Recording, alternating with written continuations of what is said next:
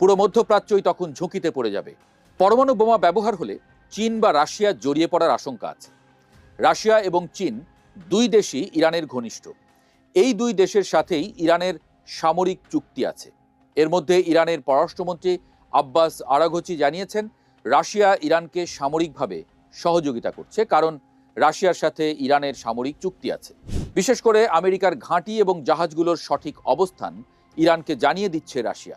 পরমাণু বোমার ব্যবহার হলে রাশিয়ার জন্য সিদ্ধান্ত নেওয়া সহজ হবে। ইউক্রেন যুদ্ধ শেষ করার জন্য সেও পরমাণু বোমা ব্যবহার করার পক্ষে যুক্তি দাঁড় করাতে পারবে। ইউরোপে যুদ্ধ শেষ করতে পারলেই রাশিয়া এশিয়ায় ইরানের পক্ষে সরাসরি অবস্থান নিতে পারবে। অন্যদিকে পুরো মধ্যপ্রাচ্য জুড়ে অবকাঠামোগত উন্নয়নের কাজ করছে চীন। ইসরায়েল বা আমেরিকা পরমাণু বোমা ব্যবহার করলে মধ্যপ্রাচ্যে তার বিনিয়োগ ঝুঁকিপূর্ণ হয়ে পড়বে। কাজেই নিজের অর্থনীতির স্বার্থেই তাকে ইরানের পক্ষে দাঁড়াতে